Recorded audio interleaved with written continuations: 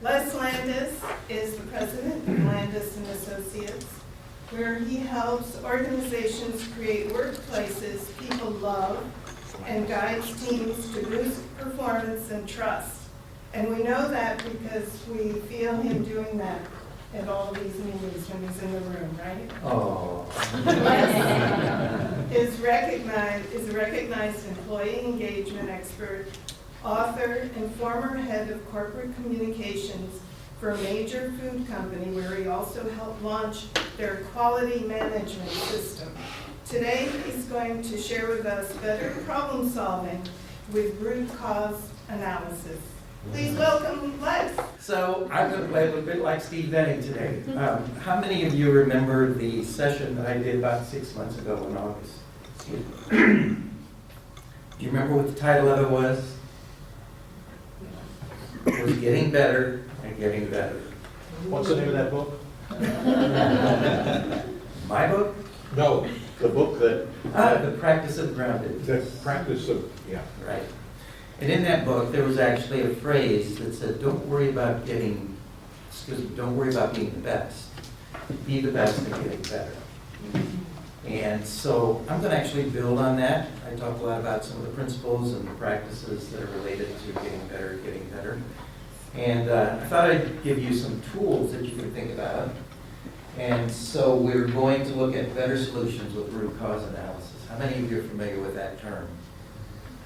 How many of you have ever used it in your practice? Okay, good. So we're going to dig into a few of the tips and tricks and techniques of root cause analysis that can actually help you with getting better at getting better. And so I'm going to read, kind of do a little reprise on some of the key things that I said before. Why do we get stuck? We get stuck in the way that we do things. Lots of reasons for that, but it kind of comes down to what I call this humanimal dilemma. We are humanimals, right? Many characteristics that we have are just like animals: comfort, safety, survival. But there are some things that make us quite different. We don't just take the world as it is like most animals do. We've got this thing called imagination, and we've got this thing called free will, and we're always kind of playing around with that. And so here's one of the problems with the dilemma is that we want things to improve and get better, and we're creatures of habit and routine. So we got this thing going on that I call push me, pull you, right? When you want this character, you want to go this way, you want to go that way, you want to go this way, you want to go that way, you want to improve. No, I want to stay with my habit. You want to improve. No, I want to stay with my habits. We've got this going on constantly with us. And there are lots of psychological reasons behind that. But how many of you remember the two things that I talked about the last time? I'm going to have to do better at reinforcing this stuff. Here's what it is. Number one, we simply avoid it because it's too darn hard. It's hard to stay with it. We know we want to get down there and do the routines and get better at doing the habits and the systems, but we just can't do it. And then we overlook it because we just got blinders on. We're so focused on what's right in front of us, we're not looking around at what the opportunities and the possibilities are for doing something different and better. These are the things that get us stuck. And then I said, well, how do we deal with this? Keys overcoming it. So first of all, to get over avoiding, you build your improvement muscles with routine workouts. I'm emphasizing this word routine. Routine workouts to make it easier to do, right? Just like anything else you're trying to build your competencies for. Overlooking, you've got to implement an intentional detection system with routine processes. And that's to make it easier to spot so you aren't overlooking these opportunities. And so this was just one of the things that I talked about as a routine process. And this is for team huddles. And basically you get teams together regularly, 60 minutes every week, every couple of weeks. You help them look at their numbers, what's telling us whether we're on track or not, what's the stories behind the variance in those numbers. Then we look at new and ongoing improvements. What's your idea for an improvement? Then we assign offline actions during that huddle. And then we have acknowledgement and celebration and recognition for people at the end. All of this in 60 minutes, once a week with your team.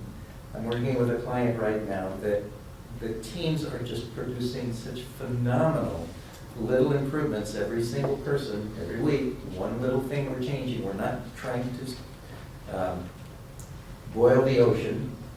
We're not trying to make dramatic changes, little tiny things, and it's adding up to some dramatic improvements that they're making. Now, this is all kind of getting better, getting better.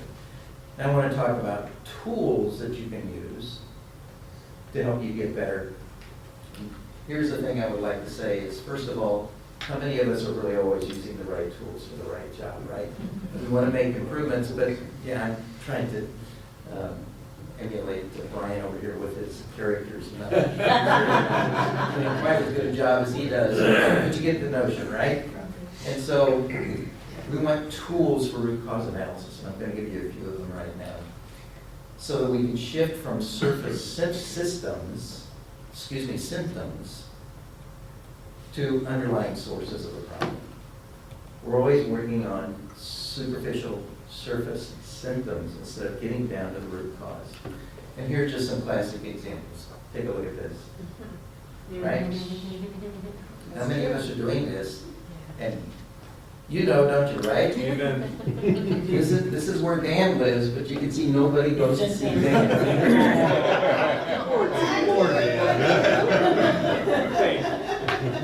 But seriously, this is who we are. Rather than dealing with the root causes, we'd rather just go get a pill and surgery. How horrible is that? Here's another one, right? We're going to need a paper roll. Shoveling stuff underneath there instead of dealing with the root cause of the problem. Here's another one. Homer Simpson. How do you deal with the check engine light that comes on this place? Right? So let's talk about what some real tools are. Here's one of my favorites. It's called Fishbone diagram, and you can probably see why. Can you see why? Yeah. I'll show you in a minute. So over here, what's your problem? What's the effect? And then over here, you break down into categories. These are some of the typical ones: man, machine, method, measurement, material, and environment. And then you say, okay, what is a cause of this problem in the environment? And then you can go into, well, what's the cause of that cause? What's the cause of that cause? So you keep drilling down deeper and deeper and deeper until you get down to the actual most elemental, fundamental problem that's causing that thing in the environment to be a problem. And you can do this with every single one of them. Here's why they call it a fishbone diagram, right? You can't read this probably, but over here this says, here's the problem statement. In the first quarter of 2022, reported defects in production increased 20%. Problem statement. What's the cause? Well, we've got method, machine, manpower, materials, measurement. They call it Mother Nature instead of environment. Again, low quality suppliers, no proper warehouse, unskilled labor, lack of consistency. So you get all of this stuff laid out. Then you can start looking at, okay, what are the things we're going to work on? What are the things that are causing us the biggest issues? And more importantly, when you do this, sometimes you'll find that the solution, when you get down to the root cause, is far, far easier to deal with, far less costly than trying to deal with the issue at another level. Here's another one. Real simple. Japanese guy by the name of Ishikawa came up with this, and it's the 5 whys. And you start by making sure that you're clear on the problem, clarify the problem, make sure it's the real problem, not just a superficial one. Make sure you're understanding the way the work is done. And then Gemba means walking around and looking at things instead of just hearing hypotheses from different people about what the issues are. Go around and actually look and see. We call managing it by watching them around. Exactly. Yeah. So then you say, okay, what's the actual cause? You say, why? And okay, well, why is that a problem? Okay, why is that a problem? Well, why is that a problem? And you keep doing that until you get down to what is an actual root cause. I'm going to give you a real simple example here. And I'm probably going to put on the glasses. So here's the problem statement. The vehicle will not start. Okay, why? Well, the battery is dead. Now, if you stopped right there instead of going and asking more whys, what would you do? Change the battery. Charge it. Who? Or charge it. Charge the battery, right? Okay, but if you, in this situation, decided, well, I'm not going to bother with finding out why it's that or that. I'm just going to charge it and go, right? But the alternator is not functioning. So what's going to happen the next time you go to park your car and start it again? It won't start. Then you go, okay, well, why is that a problem? Well, it turns out the alternator belt has broken. Right? So if you stop right there, you'll fix the alternator. But then it goes down even further. Why was the alternator belt broken? The alternator belt was well beyond its useful service life and not replaced. Why? Because the vehicle was not maintained according to the recommended schedule. There you go. That's the root cause. Much cheaper, probably, than dealing with repairing an alternator belt.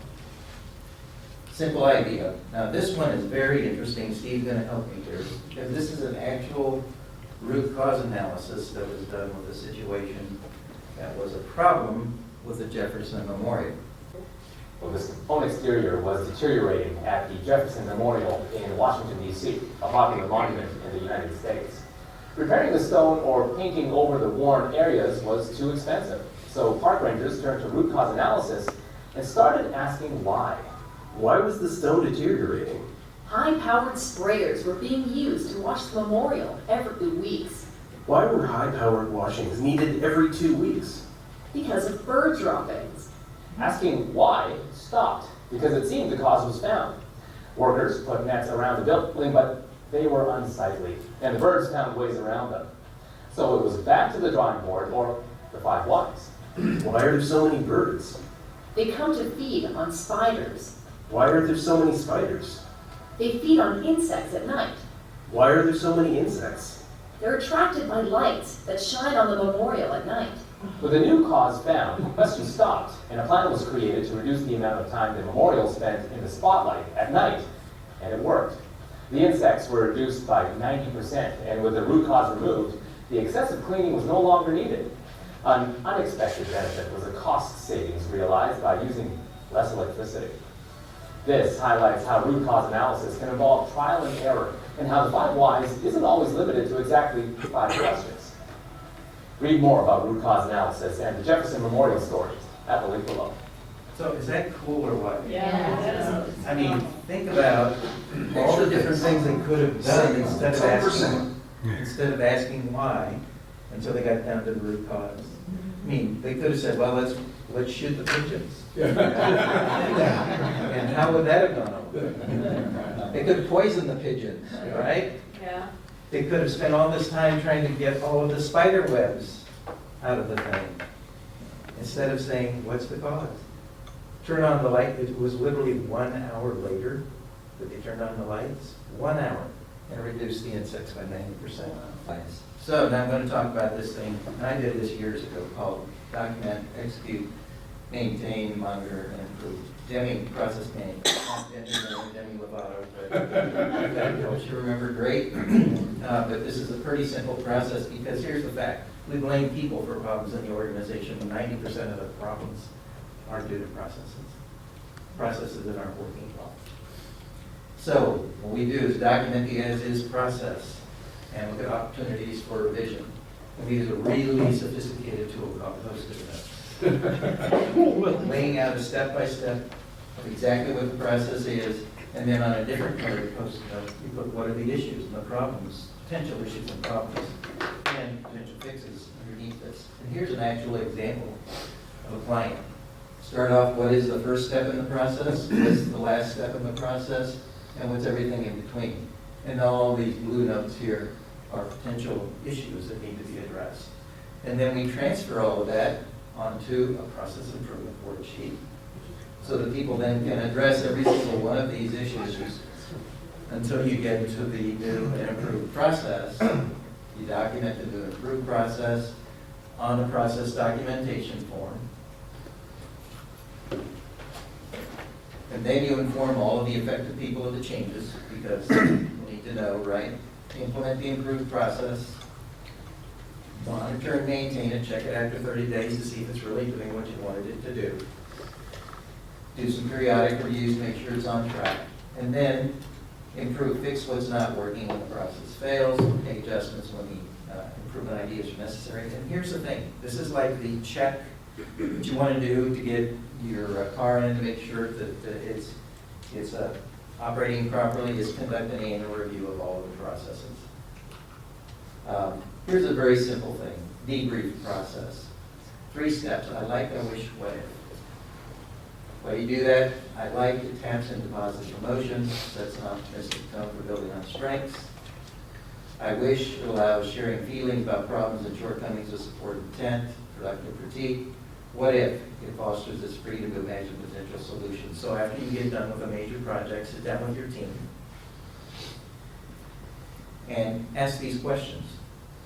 Here's an actual example of a client that supported nonprofit organizations. And so when they do their periodic visits, they said, well, I like how they followed the outline for what we wanted to cover. I like the way they showed us their performance data. I like how we put them at ease and created an atmosphere of openness. I wish we had more time to learn about the challenges they're facing. I wish they had more clarity about their plans for the future. I wish they had better direction on boosting advocacy in their programs. So, what if? Give me a couple minutes here. What if the schedule were more time? What if we did a follow-up session? So, what if we provide guidelines? So, I'm not going to go through constructive accountability right now. The implications are pretty clear. We need to make sure that we're using accountability as a ladder to lift people up instead of a club to keep them down. Always treat people as the source of the solution and not the cause of the problem, right? And make sure you don't get stuck in bad habits. Make sure that you don't let those chains of habits keep you stuck. Create an intentional habit for improvement. Get to the root cause of the problem and use the right tools to do the work, and don't be like this guy.